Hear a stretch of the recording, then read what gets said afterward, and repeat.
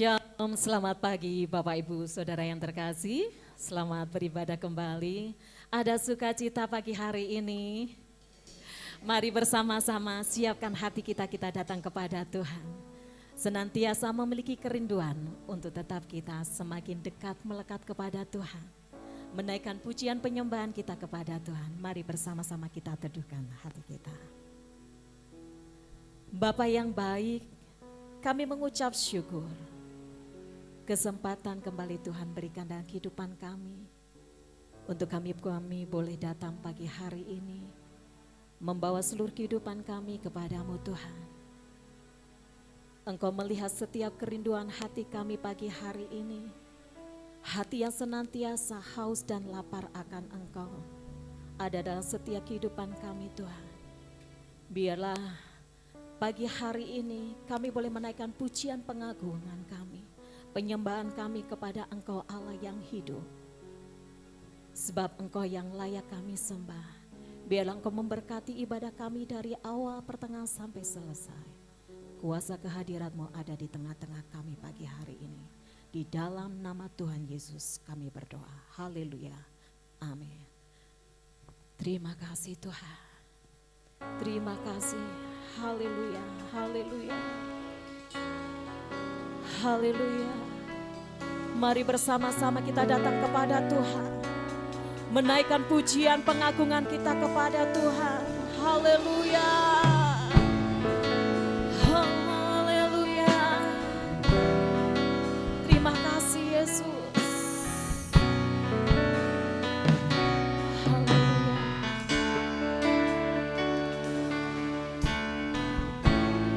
Bapakku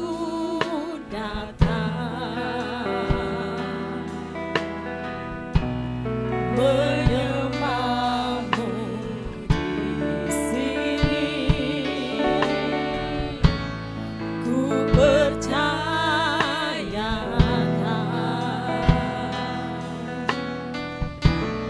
ada bagiku, tak usah ku takut,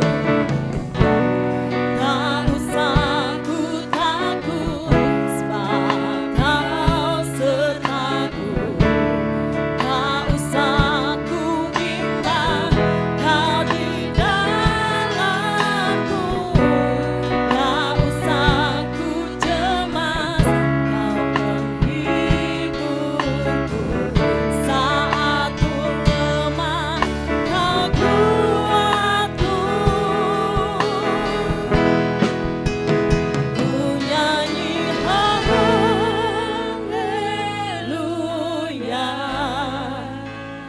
ku nyanyi haleluya.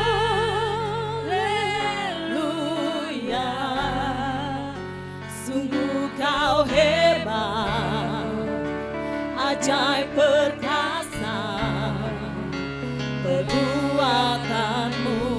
Ku nyanyi haleluya, ku nyanyi haleluya,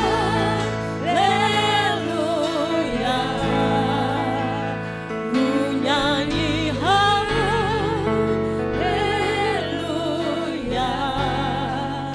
Sungguh Kau hebat, ajaib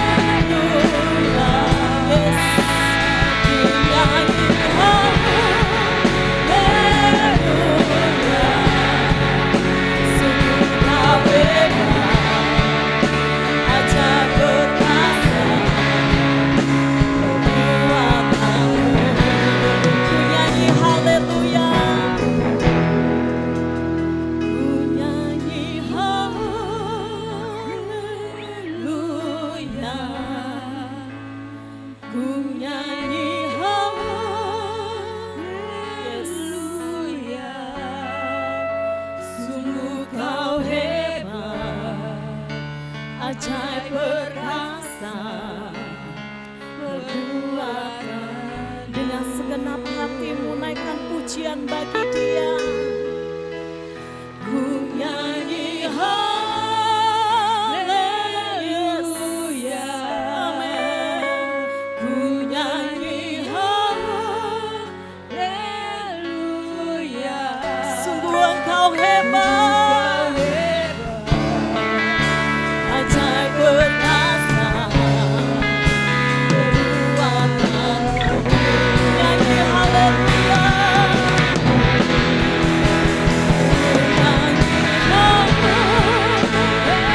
Kami berdiri menaikkan pujian bagi-Mu, ya Allah yang hidup.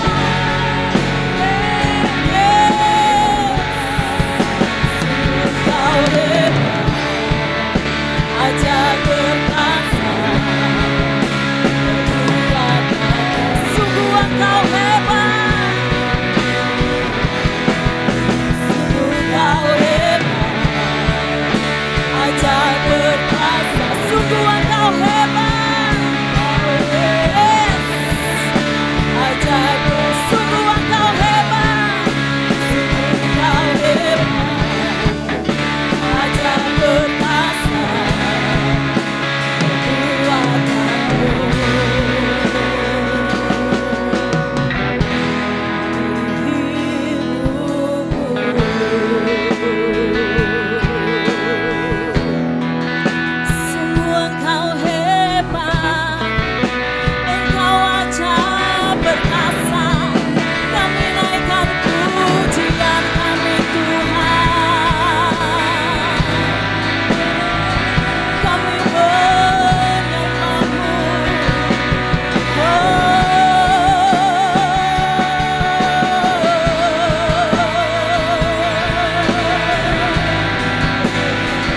Kami datang kepadamu Tuhan, kami memuji-Mu, kami menyembah-Mu. Haleluya,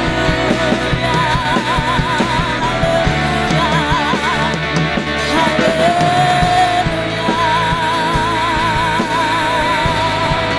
Angkat suaramu menyembah Dia, angkat suaramu memuji Dia. Haleluya. Terima kasih Tuhan, terima kasih Yesus, terima kasih ya Roh Kudus. Haleluya. Kita bersyukur Bapak Ibu Saudara yang terkasih, kita ada di minggu terakhir di bulan ini. Kalau kita boleh melewati hari baik minggu yang sudah kita lalui, semua bukan karena kuat dan gagah kita. Kasih setia Tuhan yang tidak pernah berkesudahan dalam setiap kehidupan kita. Tidak ada alasan untuk kita tidak menaikkan ucapan syukur kita kepada Dia. Terima kasih Tuhan. Kami bersyukur kepadamu. Haleluya,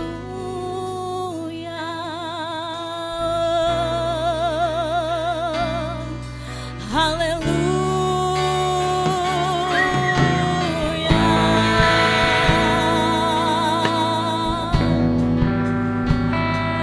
Kami menyembah-Mu Tuhan dengan segenap hati kami, dengan segenap kekuatan kami. Kami angkat suara kami kepadamu. Kami menyembah-Mu.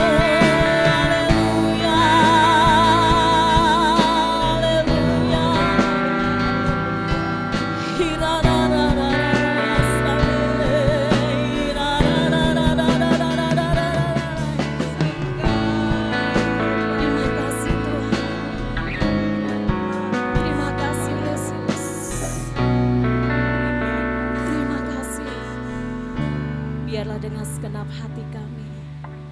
Dengan segenap kekuatan kami mau meninggikan Engkau Tuhan.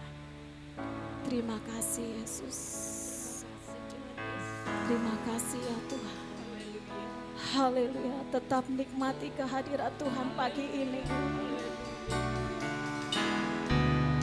Ku tinggikan Engkau Tuhan, melebihi segalanya,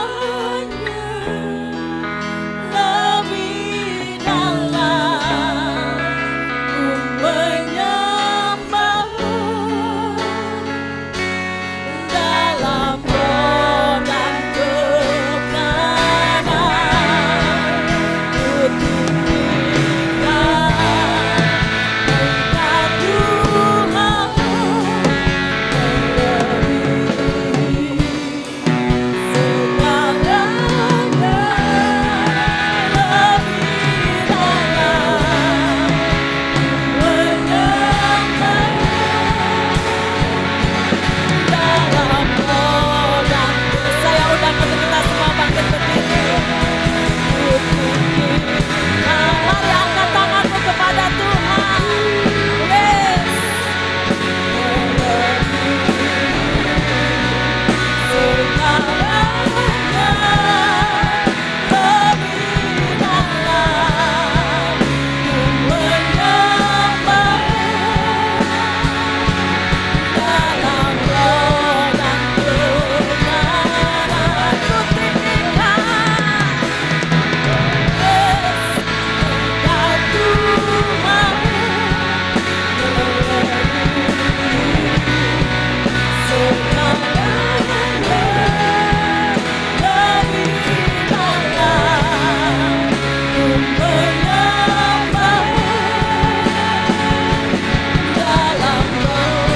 Semangat saja menaikkan pujian ini. Ku tinggikan. Yes. Sebab Engkau yang layak kami tinggikan. Engkau yang layak kami puji Tuhan. Amin. Yes. Dengan segenap hati kami Tuhan. Yesus.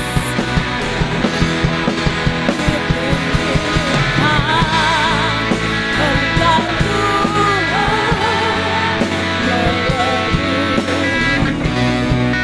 segalanya, lebih dalam menyembah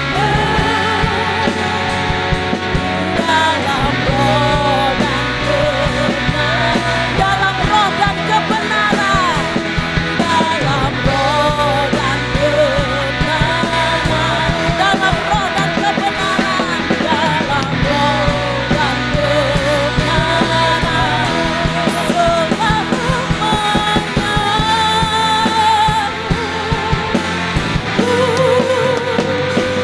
Haleluya, haleluya, haleluya.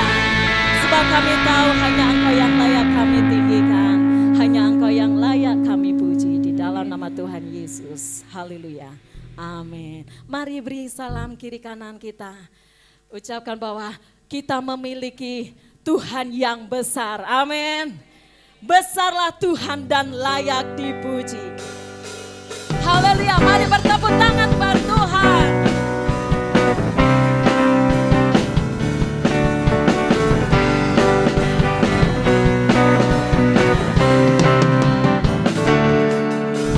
Besarlah Tuhan dan layak dipuji. Besarlah namanya, kekal kuasanya. Aman berlindung dalam naungan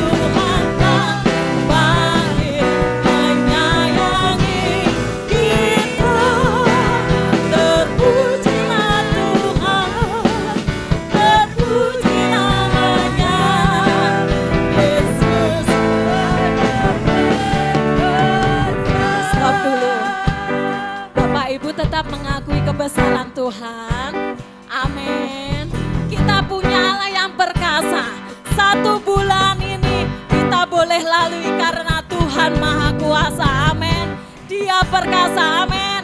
Kita ekspresikan ucapan syukur kita buat kasih setia Tuhan. Yeay. Bertepuk tangan buat Tuhan. Bersalah Tuhan dan layak dipuji. Bersalah namanya, kekal kuasanya. Aman berlindung dalam naungan. Ya Allah, bagi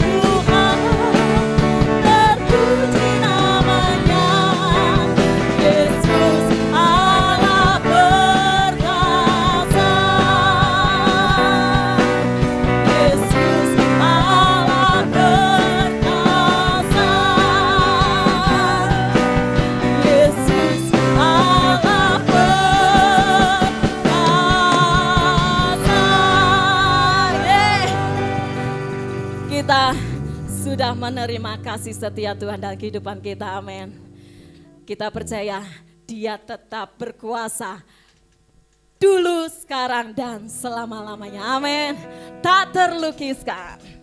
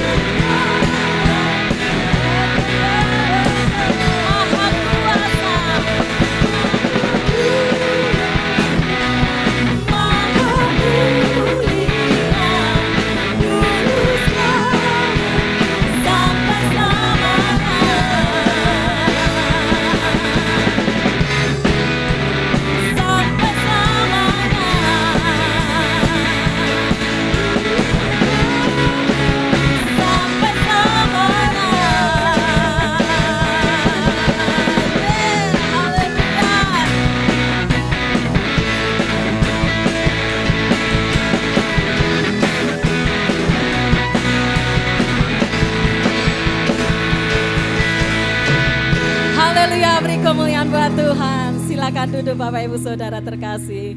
Kuasanya tetap sama dahulu, sekarang sampai selama-lamanya. Amin. Mari bersama-sama persiapkan hati kita untuk kita menerima kebenaran firman Tuhan. Kita percaya bersama Tuhan kita bisa lewati setiap tantangan pergumulan yang Tuhan boleh izinkan terjadi. Sebab tangan anugerahnya tetap menopang kehidupan kita. Mari bersama-sama teduhkan hati kita datang kepada Tuhan. Membuka hati kita. Terima kasih Tuhan, sebab Engkau ada bersama dalam setiap kehidupan kami. Terpujilah nama Yesus. Haleluya.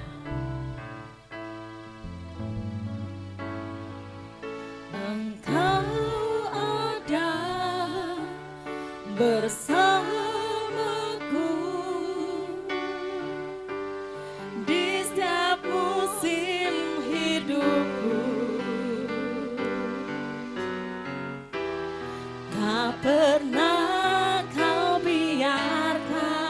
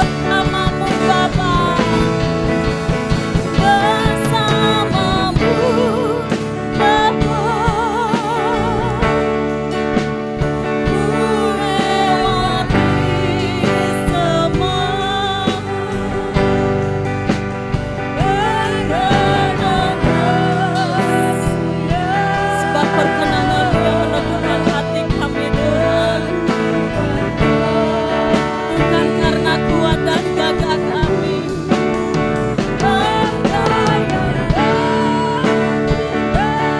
Memberi pertolongan,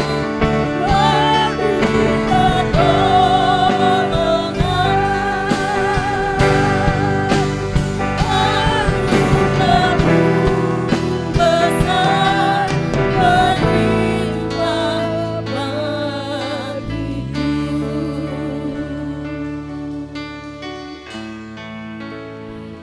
Bersamamu, ya Tuhan, ku lewati semua.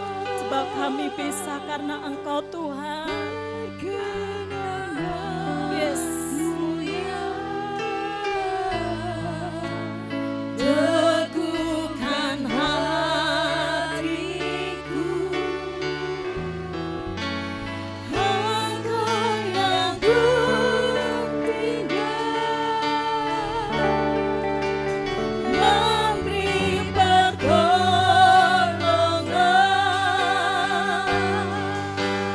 Anugerah-Mu besar berlimpah bagiku. Sebab bersama-Mu Bapa,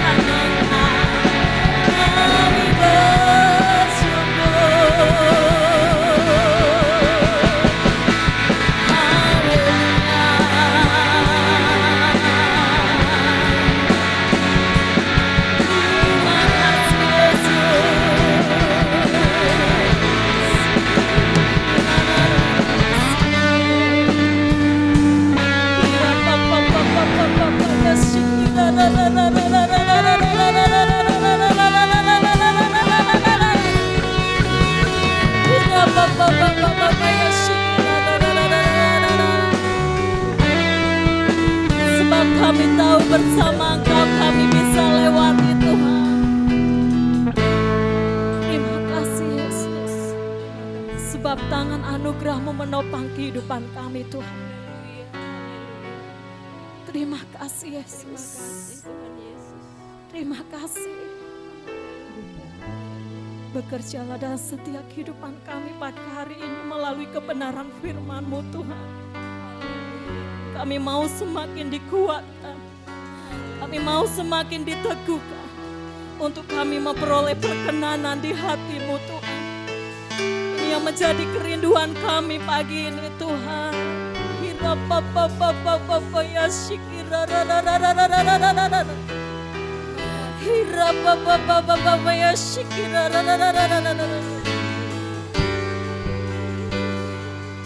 Kami tidak mau membatasi kuasa Roh Kudus-Mu bekerja dalam kehidupan kami pagi ini Tuhan. Mengalir. Terima kasih Yesus. Terima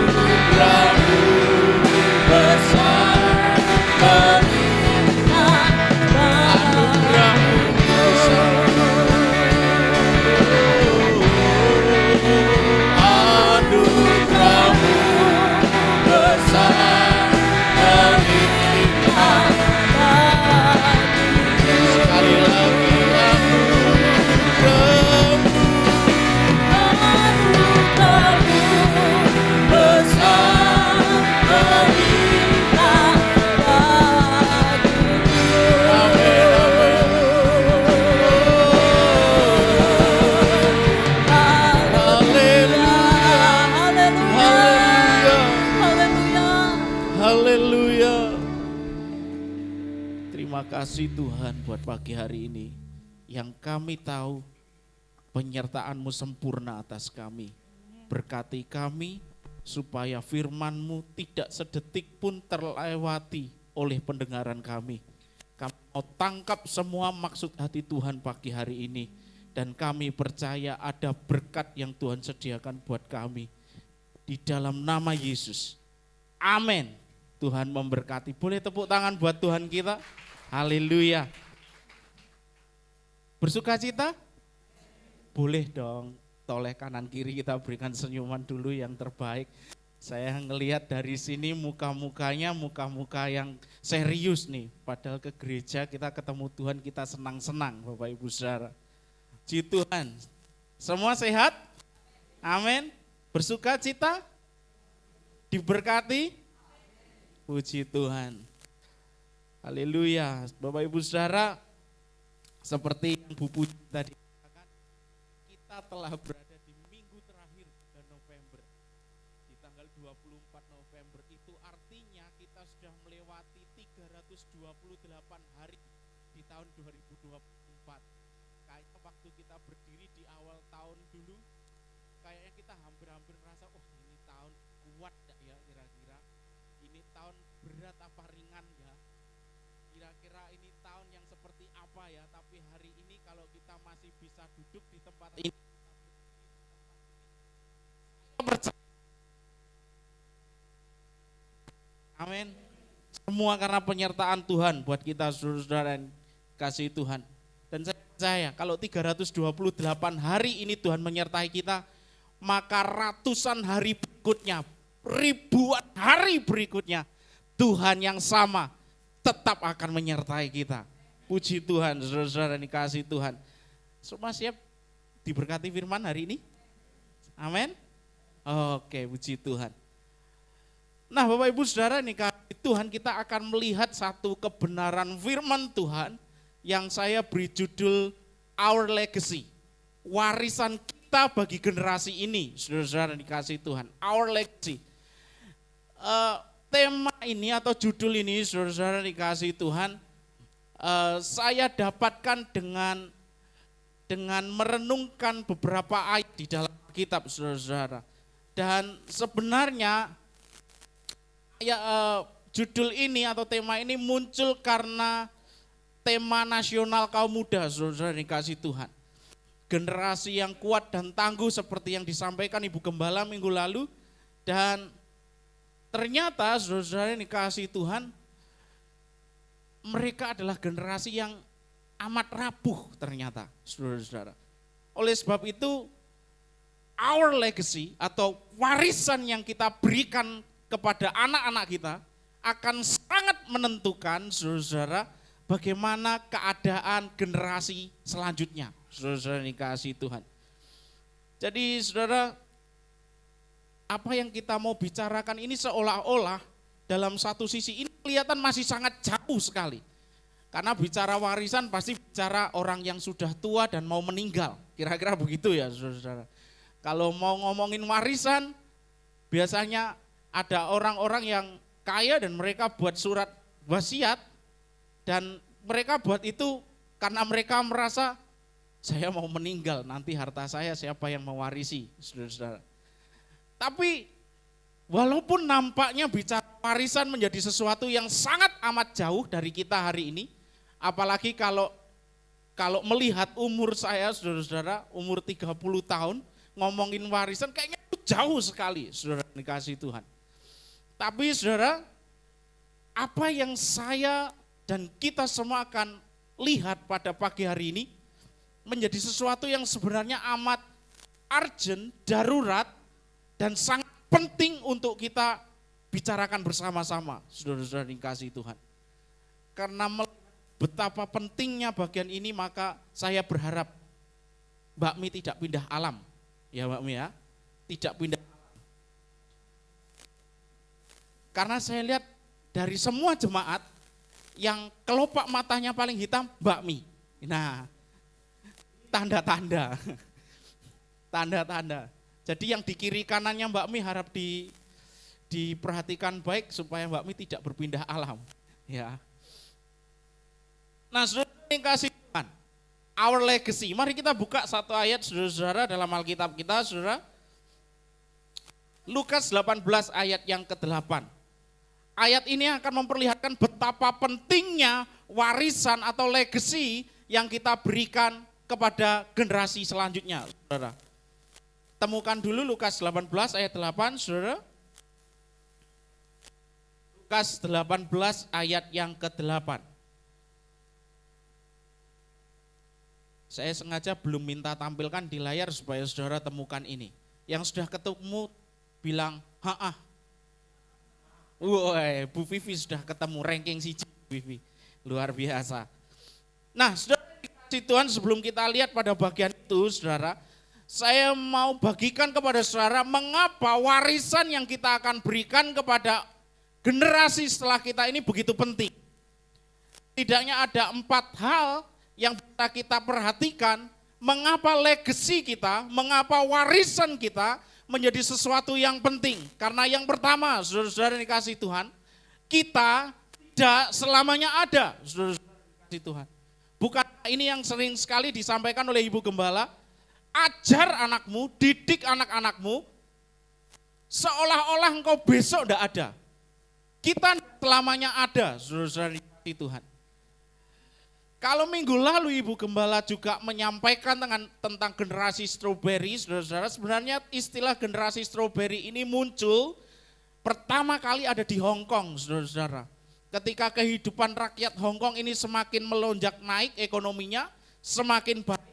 Sehingga ada banyak orang tua yang bisa memenuhi kebutuhan anak-anaknya, kebutuhan materi anak-anaknya. Mereka bekerja dengan sangat keras sehingga menghasilkan uang yang sangat banyak. Dan mereka merasa uang yang sangat banyak ini bisa untuk mencukupi keperluan anak mereka, saudara-saudara. Sehingga pada akhirnya anak-anak di Hong Kong tanpa ada perjuangan, tanpa ada usaha yang sangat serius, mereka bisa mendapatkan apa yang mereka mau, saudara. Ini patut kita banggakan karena orang-orang muda saat ini tidak sesengsara Bapak Ibu Saudara. Tapi ternyata efek buruknya adalah mentalitas mereka ternyata rapuh, saudara-saudara dikasih Tuhan. Maka kita sebagai orang Kristen, sebagai gereja Tuhan, mari perhatikan keturunan kita. Mari perhatikan generasi selanjutnya. Bahwa pada akhirnya ketika mereka tidak lagi bersama dengan kita karena kita tidak ada, mereka harus berjuang sendiri. Mereka harus berjuang sendiri. Dan kalau mentalitas mereka tidak baik, saudara dikasih Tuhan, maka mereka tidak akan bisa berjuang. Mereka akan memilih jalan-jalan yang tidak tepat buat hidup mereka. Oleh sebab itu legacy kita sangat, warisan kita sangat penting. Karena kita tidak selamat. Yang kedua, sesuatu yang kita lakukan hari ini untuk mendidik mereka, saudara-saudara, itu akan menentukan seperti apa generasi selanjutnya. Apa yang kita lakukan hari ini, apa yang menjadi pokok pikiran kita, apa yang jadi konsentrasi kita hari ini, itu akan menentukan bagaimana generasi selanjutnya akan hidup, saudara-saudara. Dan yang ketiga, nasib gereja, bangsa, bahkan kekristenan selanjutnya, saudara, itu ada di tangan orang-orang muda saat ini. Ada di tangan anak-anak saudara saat ini. Ada di tangan keturunan saudara saat ini.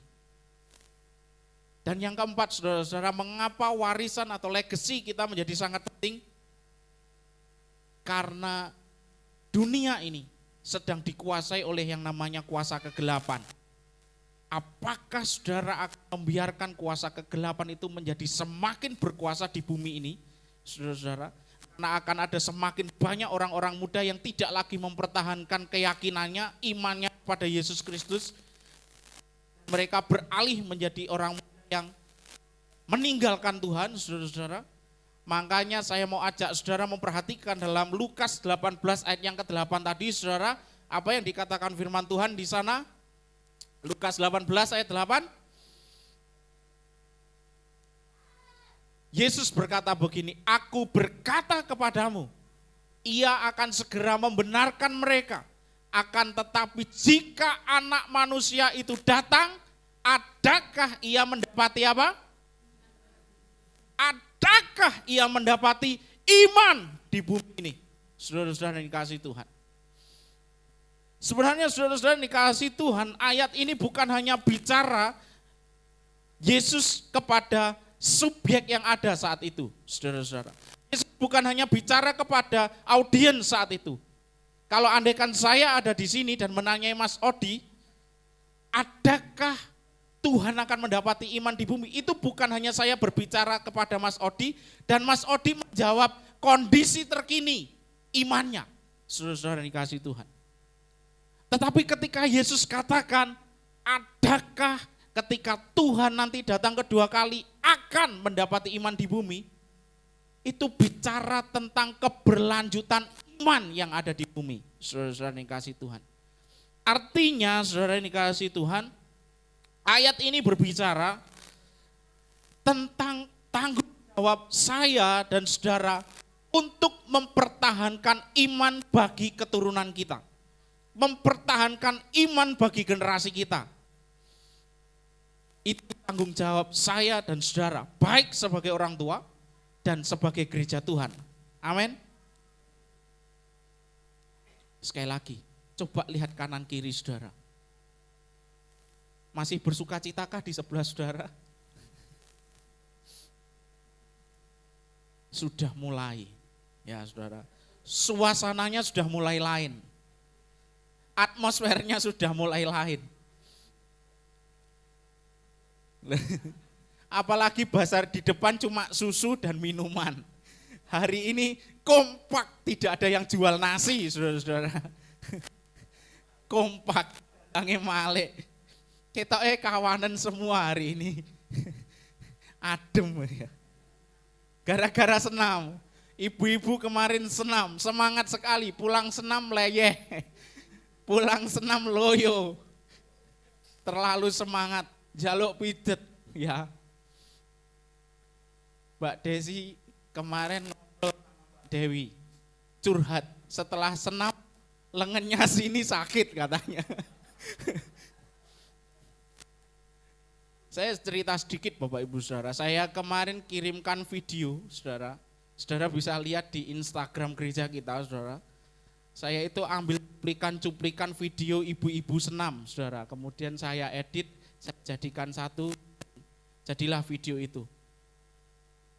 Khusus ada satu bagian, ketika saya ambil video itu, sampai ping 6, saudara-saudara. Karena gerakannya ketok elek ya, ora kenceng ini kabeh ya kemarin. Ternyata yang gerakannya jelek malamnya ngeluh, luworo. Bahaya saudara-saudara. Kurang suwi. Nah saudara-saudara yang dikasihi Tuhan, Lukas 18 ayat 8 ini saudara, menjadi ayat yang mendorong kita untuk kita bisa bertanggung jawab terhadap iman generasi selanjutnya setelah kita. Saudara-saudara yang dikasihi Tuhan, itu tanggung jawab kita, saudara yang dikasihi Tuhan. Kita bersyukur kalau andaikan Tuhan datangnya hari ini atau besok. Bersyukur karena keadaan iman, keadaan kekristenan di era ini masih cukup baik. Gereja ini kursinya lumayan penuh, saudara-saudara. Kalau saudara mulai melihat di beberapa negara di Eropa, saudara-saudara dikasihi Tuhan, khususnya di salah satu gereja paling besar di dunia, namanya Yoido Full Gospel di Korea Selatan, saudara. Itu gereja sangat besar, jemaatnya sekitar 1 juta orang. Saya tidak tahu ibadahnya berapa kali, yang pasti gedungnya besar. Kalau gedungnya kayak kita ini terus jemaatnya 1 juta orang gitu, ibadah ping piro ya kira-kira. Nah saudara-saudara, di Yoido Full Gospel ini, gereja yang sangat besar dan megah ini saudara-saudara, dari 1 jutaan jemaat yang ada, orang-orang muda yang masih beribadah di gereja itu hanya sekitar 3%-nya saja, saudara-saudara yang kasih Tuhan. Selebihnya adalah orang-orang yang sudah senior, yang sudah lansia, saudara-saudara. Dan ini enggak hanya terjadi di Korea Selatan yang mengalami penurunan kehadiran orang muda dalam ibadah. Di Jerman, di Belanda, dan di beberapa negara Eropa lainnya mengalami ini, saudara-saudara yang dikasih Tuhan. Penurunan tingkat kehadiran orang-orang muda, generasi selanjutnya, saudara. Padahal di tangan mereka lah sekali lagi, bangsa, gereja, dan bahkan kekristenan akan berlangsung. Kalau Tuhan datang hari ini, lumayanlah saya masih melihat ada orang-orang muda yang masih beribadah minggu. Di ICC mereka masih cukup baik kehadirannya, saudara-saudara. Kalau Tuhan datang hari ini masih bersyukur, saudara. Tapi kalau Tuhan datangnya ketika kita sudah meninggal dan kita mendapati anak kita, cucu kita, keturunan kita, imannya tidak sekuat kita, masakah kita akan bersuka cita melihat mereka jadi kerak di neraka, saudara? Jadi perhatian kita terhadap generasi selanjutnya ini tidak boleh diabaikan. Walaupun ketika kita mau ngomongin warisan itu menjadi sesuatu yang sangat jauh, tapi legacy iman, warisan iman menjadi sesuatu yang sangat penting untuk kita bicarakan hari ini. Saudara yang kasih Tuhan.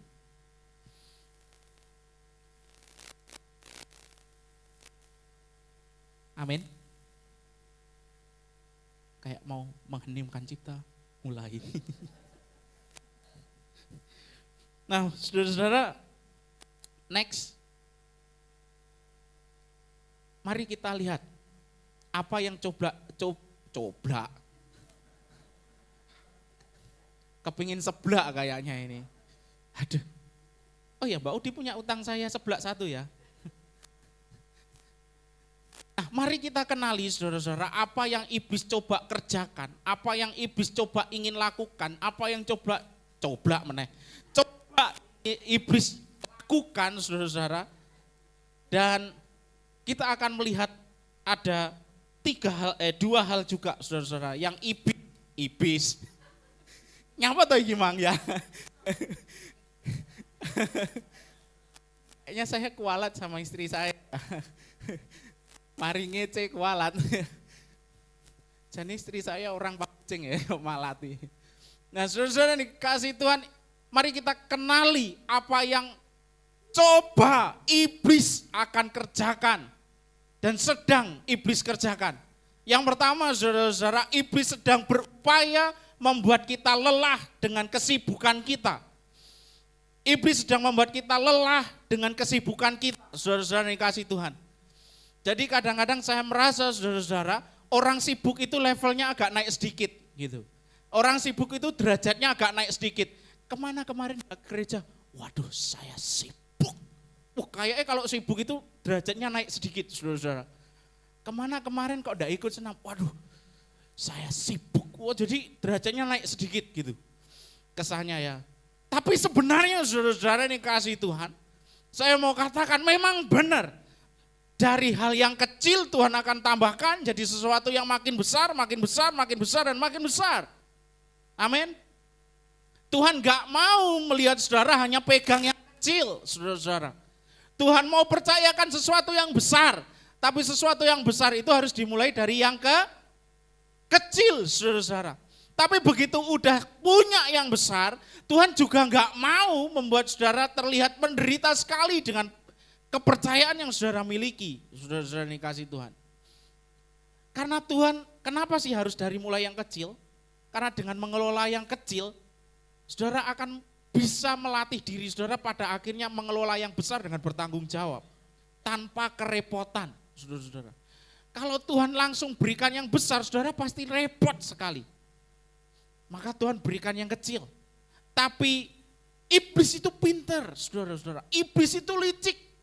Ketika saudara punya yang besar, iblis tanamkan dalam pikiran saudara bahwa saudara harus sibuk. Amin. Tidak amin yang ini, good. Yang amin bertobatlah. Jadi saudara, iblis tanamkan kesibukan dalam pikiran saudara. Seolah-olah dengan saudara sibuk, level saudara naik. Bisa menjadi alasan untuk saudara tidak membangun keintiman dengan Tuhan. Saudara yang dikasihi Tuhan. Dan kenapa iblis tanamkan kesibukan dalam pikiran saudara? Supaya kita tidak berpikir panjang, saudara-saudara. Kita hanya akan berpikir, apa yang bisa kuselesaikan dulu. Akhirnya saudara akan menjadi rohani dengan mengutip ayat ini. Kesusahan sehari cukuplah sehari. Padahal ayat ini saudara bukan ditujukan untuk itu. Kesusahan sehari cukuplah sehari ditujukan ketika saudara khawatir dengan hal-hal yang seharusnya tidak perlu saudara khawatirkan. Tapi saya mau katakan, ketika kita bicara tentang generasi selanjutnya, keberlanjutan gereja Tuhan, keberlanjutan bangsa, keberlanjutan kekristenan, saudara, kita harus meluangkan waktu dan konsentrasi yang penuh untuk berpikir ke arah yang lebih panjang, saudara.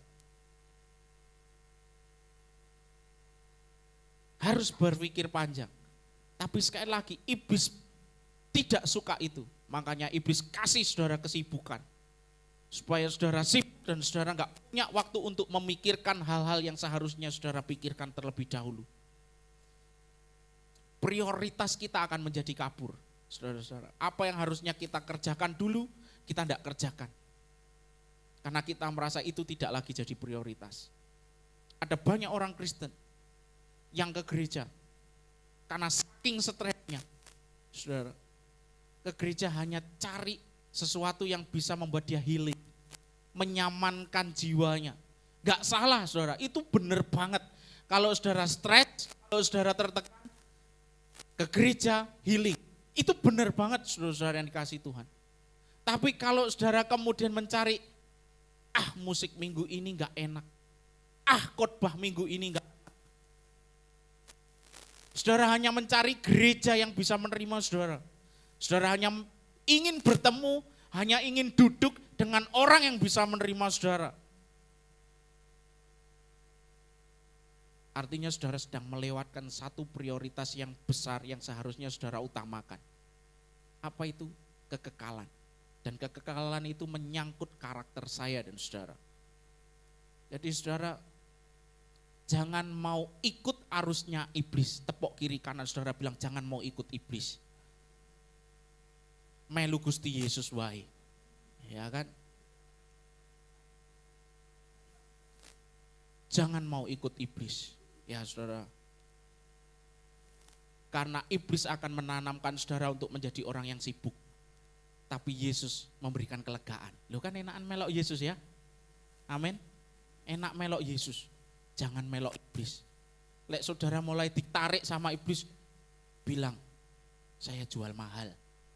Dia mau gampang melok-melok ya. Ikut Yesus, saudara-saudara yang dikasih Tuhan. Ke gereja, kita cari orang. Walaupun kadang orang itu kita lihat, nganyel nih saudara. Tapi saya tidak cari orang, saya cari Tuhan. Saya tidak cari musik yang bagus. Tapi saya cari tempat di mana saya bisa menyembah Tuhan.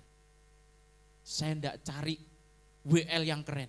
Saya hanya cari tempat di mana hadirat Tuhan bisa saya nikmati. Saudara-saudara yang dikasihi Tuhan. Karena sekali lagi saya mau katakan, iblis akan membuat saudara menjadi orang yang sibuk. Iblis akan membuat saudara dengan kesibukan itu pada akhirnya saudara akan menjadi lelah. Tetapi Yesus, dia sumber kekuatan. Nah saudara-saudara yang dikasihi Tuhan, jadi iblis berupaya membuat saudara sibuk dan mengalihkan pola pikir saudara yang harusnya saudara memikirkan jauh lebih panjang kekekalan, hanya memikirkan apa yang hari ini saudara bisa selesaikan.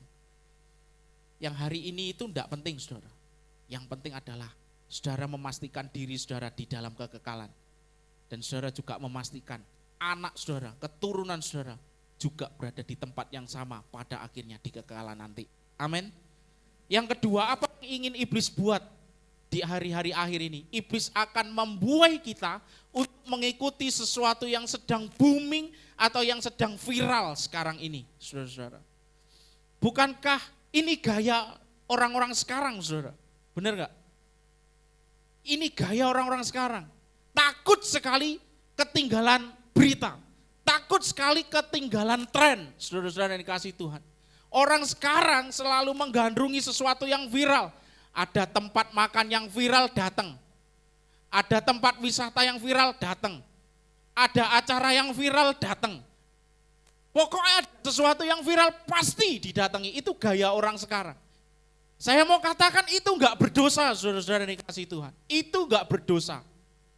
Tapi saya mau katakan, iblis juga pakai cara yang sama untuk membuat saudara enggak lagi konsentrasi kepada kekekalan. Next. Senjata serang iblis. Yang pertama saya mau katakan senjata serang iblis itu sosial media, saudara-saudara. Sosial media mengandung banyak sekali kebaikan buat kita. Sosial media mengandung banyak sekali kebaikan buat kita. Tetapi saya juga mau katakan, iblis juga gunakan sosial media untuk mematikan rohmu. Karena dari sosial media muncul istilah-istilah yang dikenal orang-orang muda sekarang. Ada istilah yang namanya YOLO. Saya percaya Om Han enggak ngerti ini apa. Blas, iya toh. Paling Om Han lek ditelepon, halo Om Han. Ini yang telepon nih, pedagang yang mau minta dagangan gitu. Om Han, tolong ya kirim beras 1 ton ke rumah saya. Om Han akan jawab, YOLO. Gitu. Tapi ini YOLO yang bukan itu. YOLO itu saudara-saudara singkatan. Ya, Mbak Odi tahu? Betul. You only live once. Artinya kamu hanya hidup sekali. Jadi saudara-saudara di tengah-tengah orang muda ada istilah yang membuat orang muda itu diarahkan pikirannya, diarahkan konsentrasinya untuk menikmati hidup. Karena hidup hanya sekali.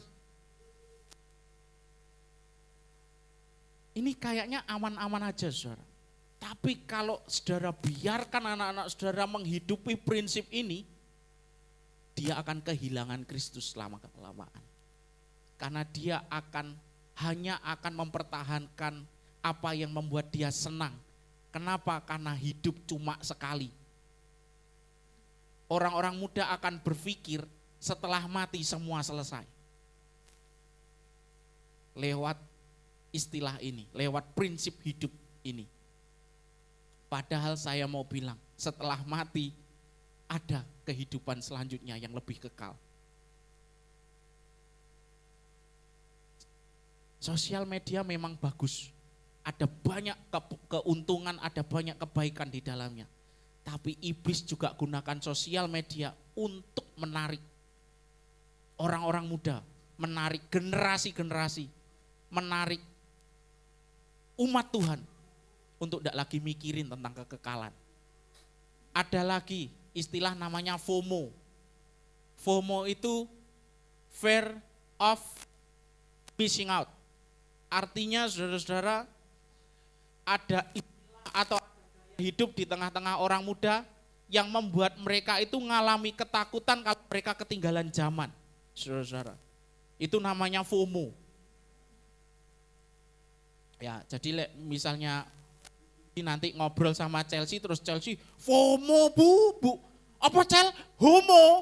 Bukan itu. FOMO. FOMO itu istilah yang dipakai orang-orang muda untuk menunjukkan ketakutan mereka kalau ketinggalan tren, kalau ketinggalan sesuatu yang viral. Itu namanya FOMO. Dan FOMO itu tren yang membuat orang muda itu takut terhadap penilaian orang lain. Ada banyak orang-orang sekarang yang bunuh diri hanya gara-gara dibully. Ada banyak orang sekarang yang tidak mempunyai semangat hidup, yang depresi hanya gara-gara omongan tetangganya.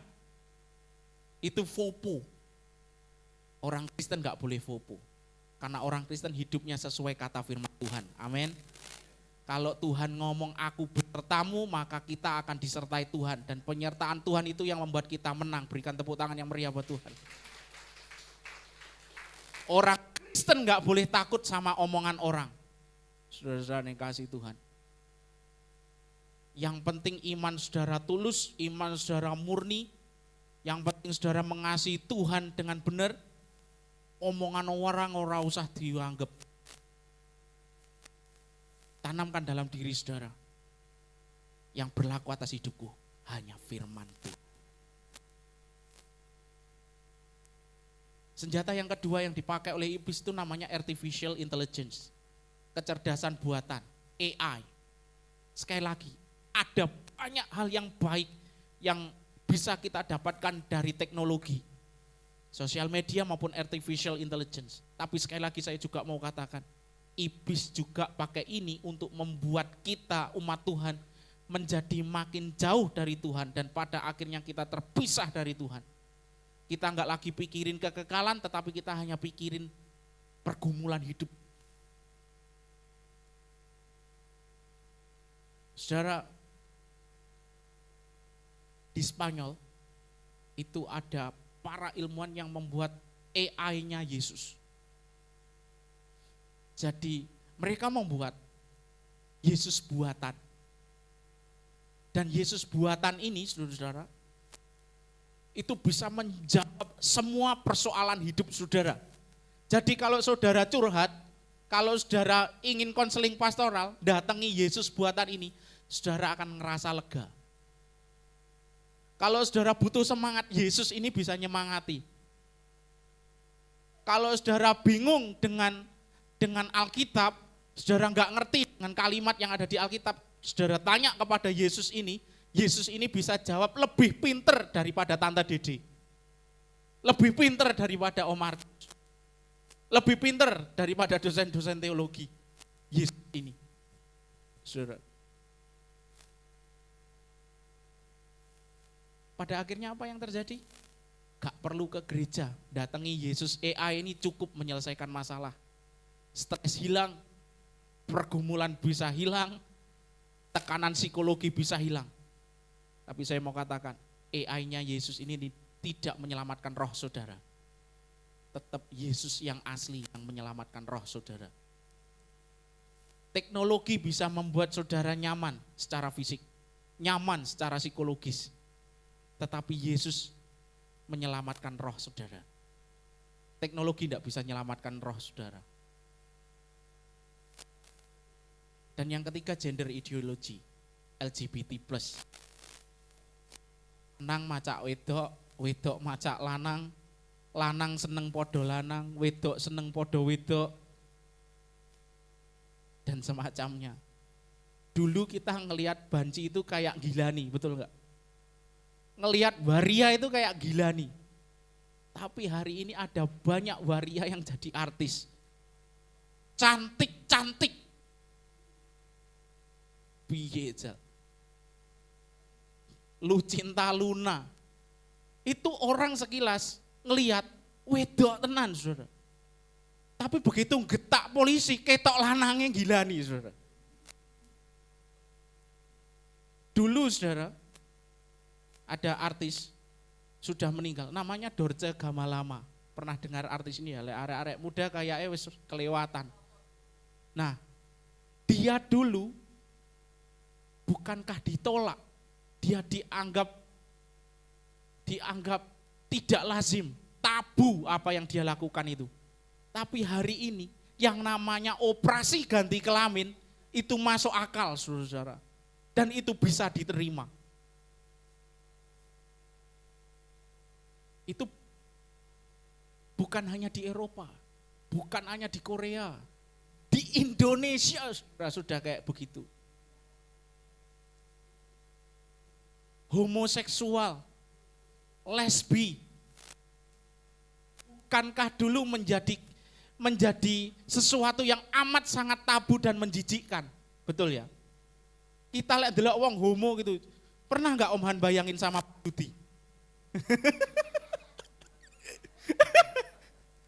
Iya tak? Remok, Gilani ya. Tapi hari ini homo itu bisa diterima. Iya kan? Kayak beberapa waktu lalu viral tuh ada orang Indonesia nikah laki sama laki. Diterima, saudara. Terkenal di media massa, di sosial media. Ngeri ya kehidupan sekarang itu ya. Dunia kita ngeri ya. Di dekat, di beda kampung, saudara-saudara. Di dekat rumah kami. Tidak jauh. Dia adalah teman saya SD. Memang dari SD dia memperlihatkan sesuatu yang sedikit berbeda dengan teman-temannya. Dia perempuan, tapi suka macak laki, saudara-saudara. Dan saudara tahu, dia menikah dengan perempuan. Iki neng Blitar loh saudara, koncoku SD. Sampai hari ini saya masih sering ketemu dia. Ngeri ya, dulu itu gila nih, tapi saya lihat dia hidup fine-fine aja tuh. Jajali lek zaman biyen dicelatu tonggo saudara. Bener gak? Iso diusir dari kampung. Hari ini ben-bene wong urip-uripmu dhewe, tanggung-tanggungan dhewe kan orang sekarang begitu ya. Kuasa kegelapan menguasai dunia ini begitu kuatnya, saudara.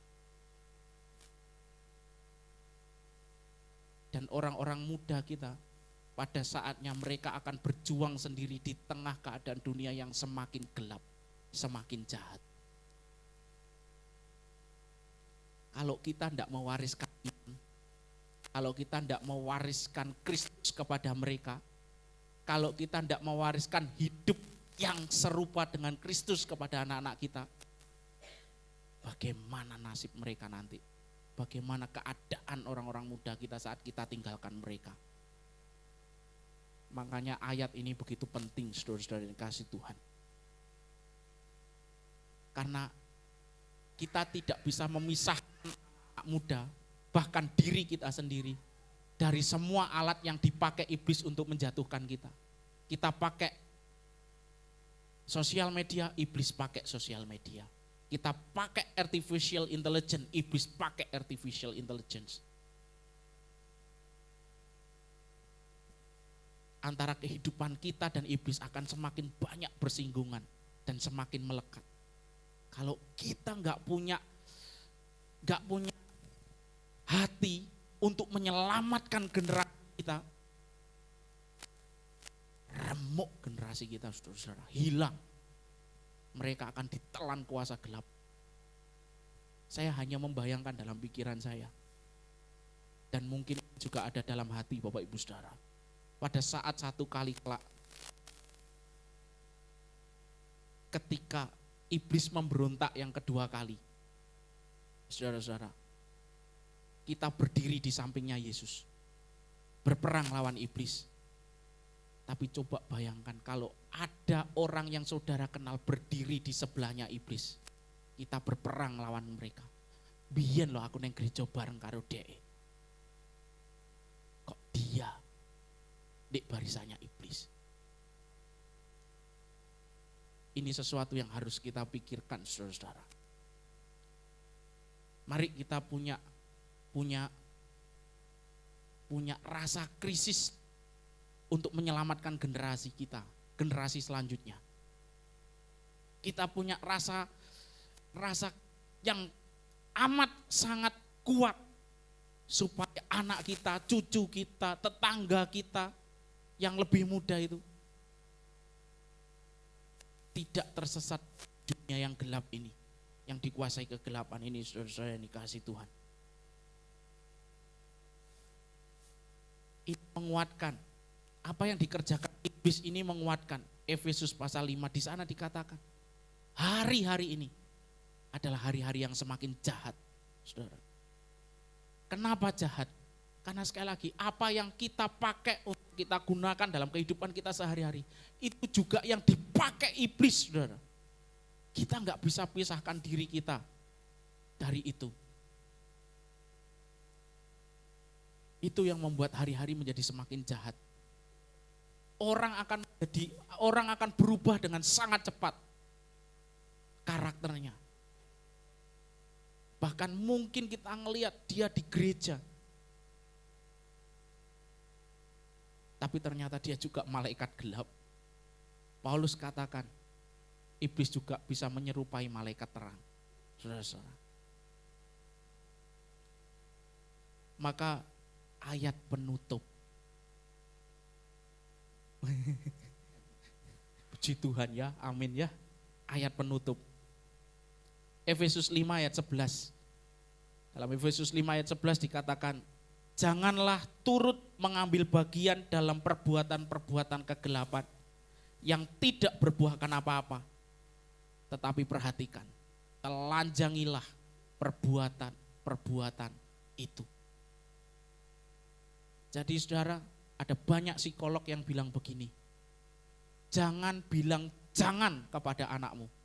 Banyak psikolog yang bilang gitu. Tapi kan, kalau kita mengasihi mereka, jangan takut bilang jangan. Untuk sesuatu yang membuat mereka terikat dalam kuasa kegelapan, terikat dalam kuasa setan. Jangan takut bilang jangan kepada anak-anakmu.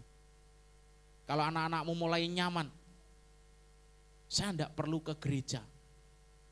Jangan takut bilang jangan. Saudara, jangan takut anak saudara kepahitan dengan saudara. Lebih baik anak saudara kepahitan dengan saudara, tetapi saudara sudah melakukan tanggung jawab saudara sebagai orang tua. Tanggung jawab kita sebagai gereja. Takut bilang jangan untuk orang-orang muda, untuk anak-anak. Mari kita wariskan gaya hidup kerajaan Allah. Khotbah hari ini tidak hanya untuk orang-orang tua, orang-orang muda. Saya mau bilang, Alkitab dengan tegas bilang kepada kita, kepada saudara. Dalam 1 Timotius, di sana dibilang begini,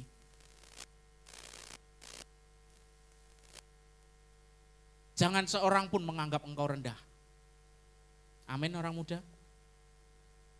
Jangan seorang pun menganggap engkau rendah karena engkau muda. Tetapi jadilah apa? Teladan bagi orang-orang percaya. Di kondisi dunia yang semakin gelap, orang-orang muda, jadilah teladan bagi orang-orang percaya. Dalam apa? Perkataanmu. Dalam apa lagi? Tingkah lakumu. Dalam apa lagi? Kasihmu, kesetiaanmu. Dan yang terakhir apa? Yang terakhir apa? Kesucian hidupmu. Saudara-saudara yang dikasihi Tuhan. Orang-orang muda. Jadi teladan. Biarkan orang melihat hidupmu suci. Engkau akan menjadi dampak yang baik untuk dunia. Puji Tuhan. Saya percaya hidup suci itu hidup yang paling keren buat orang percaya. Boleh senggol kanan kirinya bilang hidup suci itu keren.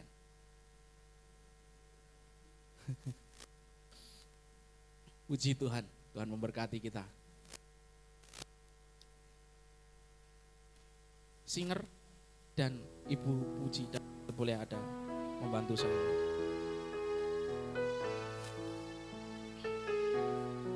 Ada satu lagu yang liriknya indah sekali, saudara. Lagu ini lagu yang membuat saya menangis ketika saya menyanyikannya sendiri di rumah. Karena kata-katanya sungguh mengingatkan saya supaya kita memiliki hidup yang suci.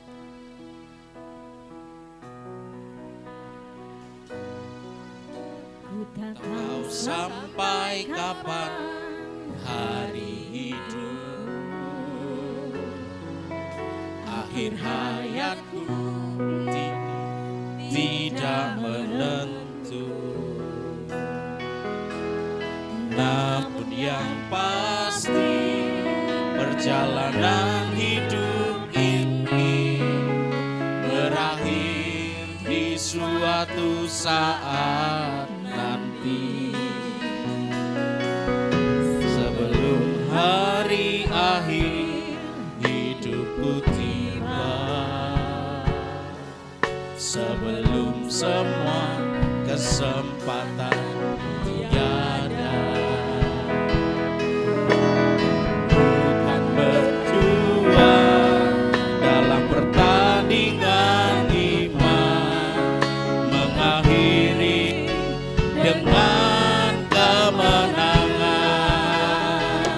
Hanya satu kerinduanku, sempurna seperti Bapakku, sesuai rancangan semula. Tuhan Yesus, tujuan imanku, berkenan di hadapan Bapa. Mari kita bangkit berdiri sama-sama. Sampai kapan hari hidupku, akhir hayatku tidak menentu, namun yang pasti perjalanan hidup ini berakhir di suatu saat nanti, sebelum hari akhir hidupku tiba, sebelum semua kesempatan tiada. Ku mau berjuang Tuhan,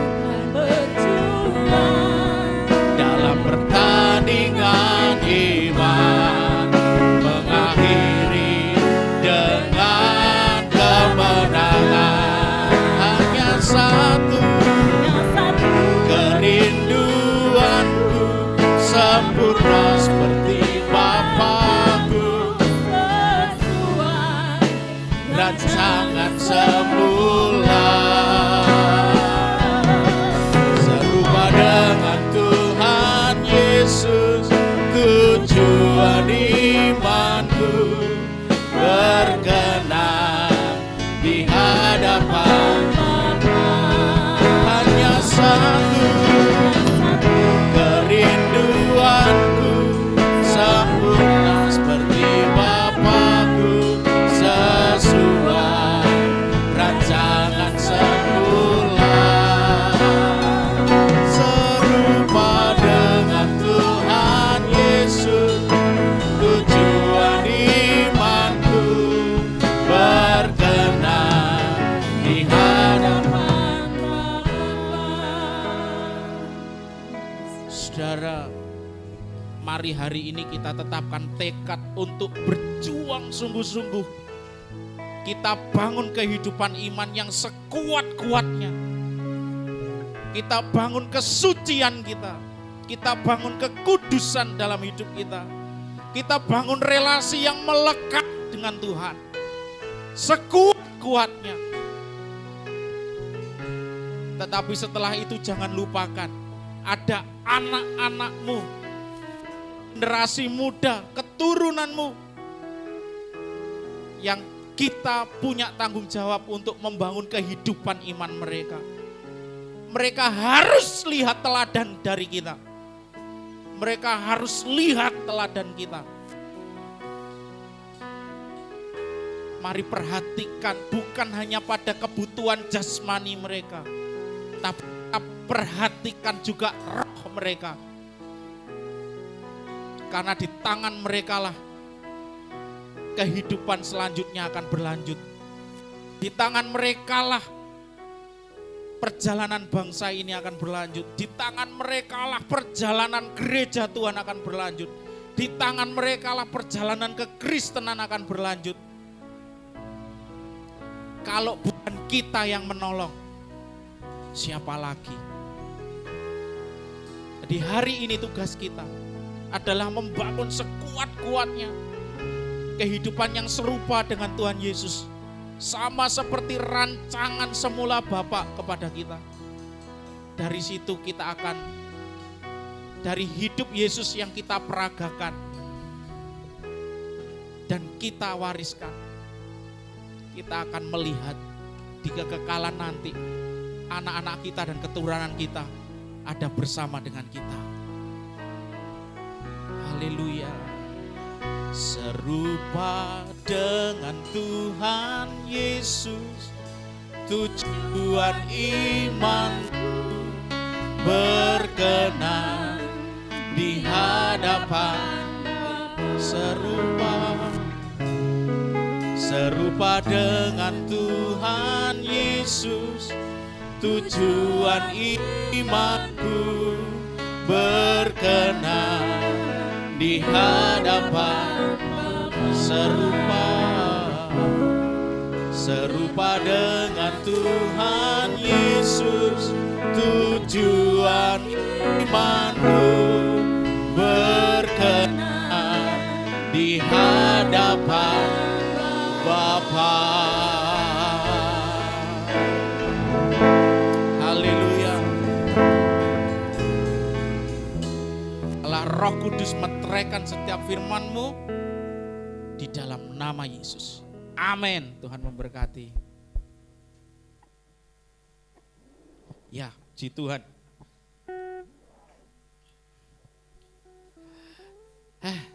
Saya bablas Bapak Ibu ya. Karena Mbak Udi tadi pakai baju tamborin, dia malu pengumuman katanya. Dia bilang kalau saya singer saya mau pengumuman, tapi karena tamborin saya izin katanya gitu.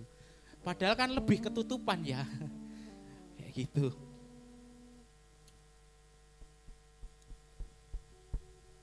Oke, Bapak Ibu Saudara, untuk persembahan lali saya. Persembahan, saya nanti diamui Om Handra persembahan ya. Kita akan memberikan persembahan Bapak Ibu Saudara yang bertugas bisa mengambil tempat. Bu Yuli akan berdoa buat persembahan kita. Terima kasih Bapak, kembali kami haturkan ucapan syukur pagi hari ini. Di pagi hari ini kami sudah dikenyangkan melalui firman Tuhan yang baru saja kami dengar. Dan sebentar kami akan memberikan persembahan. Sucikan dan kuduskan persembahan kami ya Tuhan, sehingga berkenan dan menyenangkan hati Tuhan. Terima kasih Tuhan Yesus, ini doa kami beralaskan di dalam nama Tuhan kami Yesus Kristus. Haleluya. Amin. Tak terlukiskan, Maha Kuasa, Maha Mulia.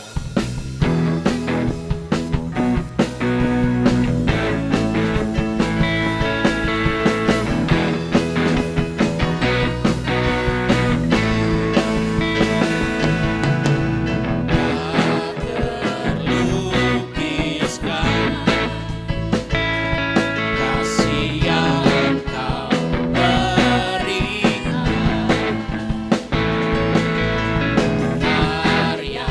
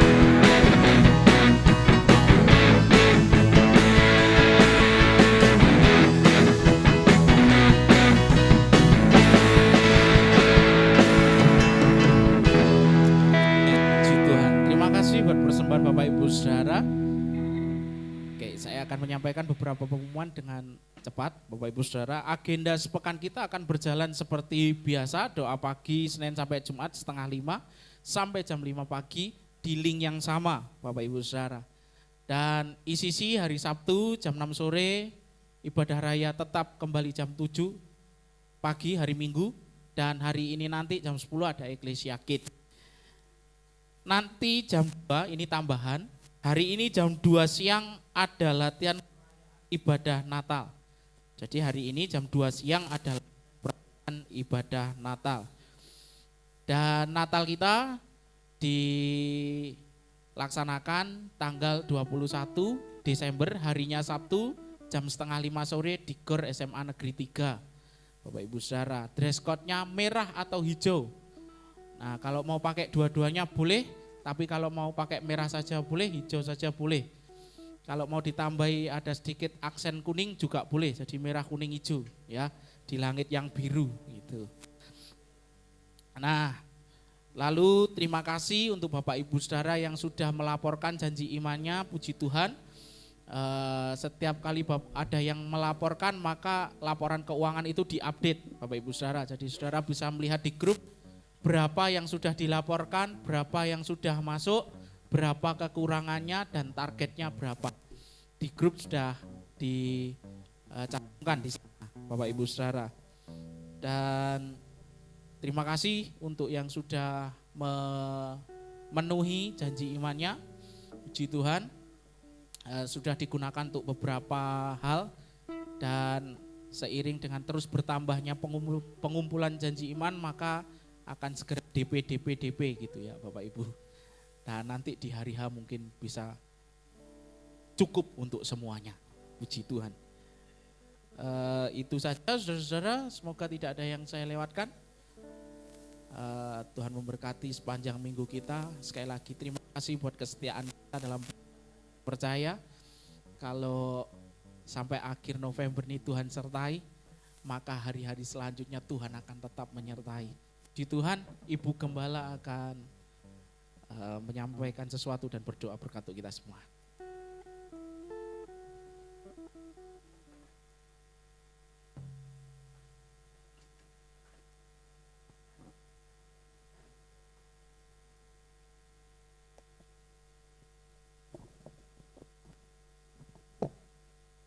Iya, mari Mbak Udi coba ditayangkan.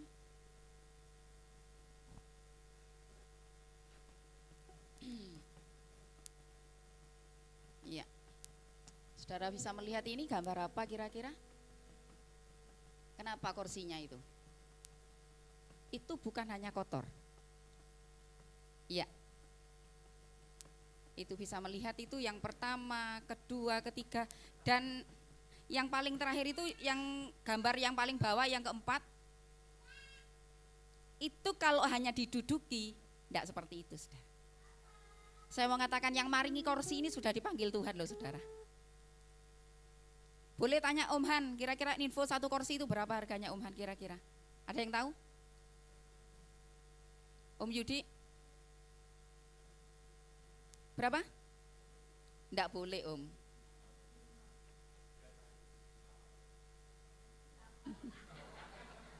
Tidak bisa. Benar, ini yang betul adalah Mas Yusuf. Itu kalau ngambil di pabrik Mas Yusuf. Dan merek yang diberikan kita itu adalah merek yang baik. Siapa yang harus menjaga kursi-kursi ini saudara? Ayo ya, kita jaga. Kenapa ini yang mengumumkan bukan Mas Bram?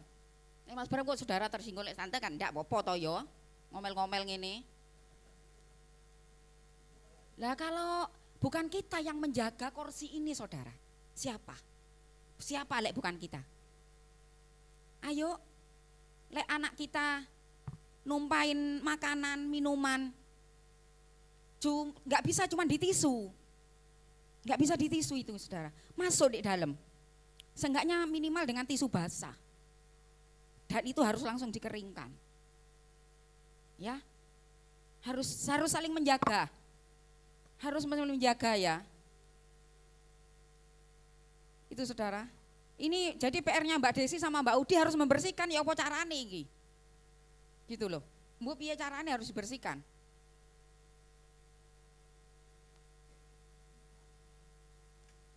Iya betul, Om Yudi itu betul, yang dikatakan Om Yudi itu betul.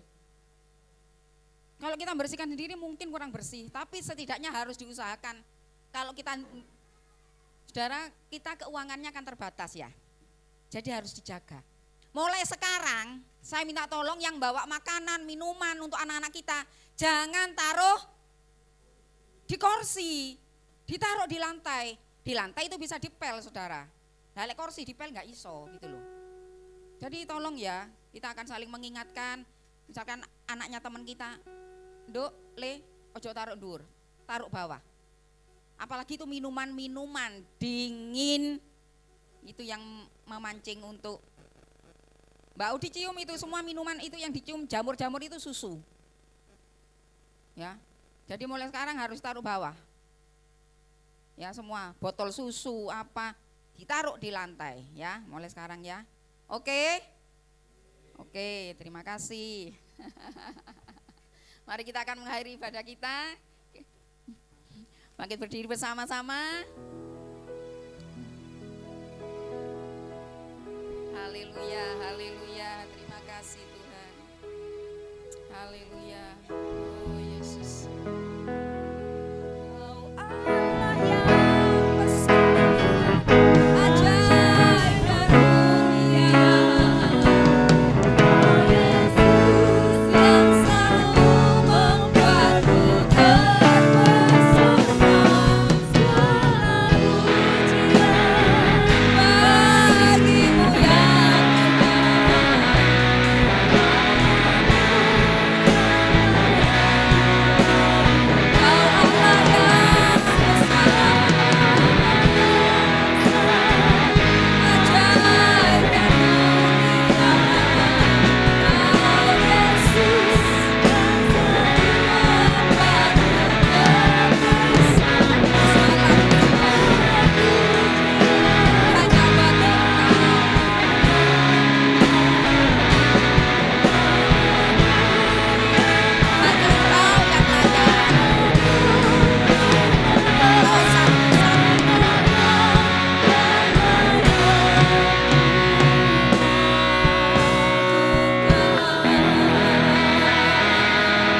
Terima kasih Tuhan, terima kasih pagi hari ini. Firman-Mu kiranya terus menjadi firman yang hidup dalam hati kami. Kami tidak hanya menjadi pendengar firman-Mu, tapi kami rindu bisa melakukan firman-Mu setiap hari. Firman-Mu bukan hanya untuk kami saja Tuhan, tapi kami mau menularkan firman-Mu, mengajarkan firman-Mu kepada keturunan-keturunan kami. Terima kasih Tuhan, terima kasih. Kami rindu Tuhan. Kami tidak hanya diberkati secara jasmani, tetapi dalam kerohanian kami, kekekalan kami memperhatikan dan menjadi yang terutama dalam hidup kami. Terima kasih Tuhan, yang sakit hari ini pun kami percaya di dalam nama Yesus, sakit penyakit kami disembuhkan oleh Tuhan. Terima kasih Tuhan, kalau ada yang bergumul dengan masalah ekonomi, pekerjaan, bergumul tentang hubungan dengan keluarga, kami berdoa di dalam nama Yesus. Allah Roh Kudus akan menolong kami semuanya, menolong kami memulihkannya. Terima kasih Tuhan, terima kasih. Mari saudara yang terkasihi oleh Tuhan, kita akan pulang bersama-sama. Kiranya berkat, rahmat dari Allah Bapa kita, kebaikan, kemurahan dari Tuhan Yesus, pertolongan, kekuatan, penghiburan dari Roh Kudus akan terus menyertai perjalanan hidup kita mulai pagi hari ini saudara dan sampai selama-lamanya. Mari bersama-sama katakan amin. Tuhan memberkati kita.